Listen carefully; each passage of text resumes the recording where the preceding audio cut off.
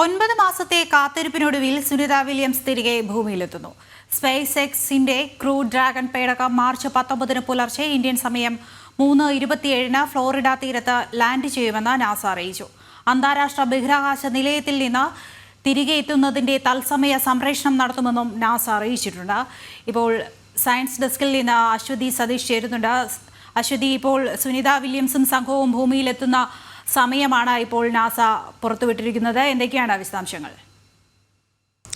അതേ ദൃശ്യ, അന്താരാഷ്ട്ര ബഹിരാകാശ നിലയത്തിൽ നിന്ന് വരുന്ന മാർച്ച് 19 പുലർച്ചെ 3:27 സുനിത വില്യംസും സംഘവും ഭൂമിയിലെത്തും എന്നാണ് അറിയാൻ കഴിയുന്നത്. നാളെ ആയിരിക്കും അൺഡോക്കിംഗ്. നാളെ രാവിലെ 8:30 മുതൽ തത്സമയ സംരക്ഷണം നടത്തുമെന്ന് നാസ അറിയിച്ചിട്ടുണ്ട്. നമുക്കറിയാവുന്നതുപോലെ തന്നെ 9 മാസത്തെ കാത്തിരിപ്പിനൊടുവിലാണ് സുനിതയും സംഘവും ഭൂമിയിലേക്ക് തിരികെ എത്തുന്നത്.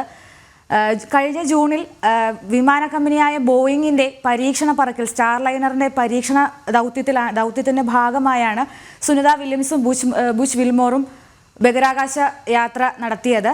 എന്നാൽ വെറും 8 ദിവസത്തെ ദൗത്യത്തിന് വേണ്ടിയിട്ടാണ് ഇരുവരും ബഹിരാകാശ നിലയത്തിലേക്ക് പോയതെങ്കിലും പിന്നീട് സാങ്കേതിക തകരാറ്, ഹീലിയം ചോർച്ച, താഴേക്ക് തിരികെ വരുമ്പോഴുള്ള സ്പീഡ് നിയന്ത്രിക്കാൻ കഴിയാതെ വരിക പോലെയുള്ള പോരായ്മകൾ കാരണം ഇവരുടെ തിരിച്ചുവരവ് അനിശ്ചിതത്വത്തിലാകുമായിരുന്നു.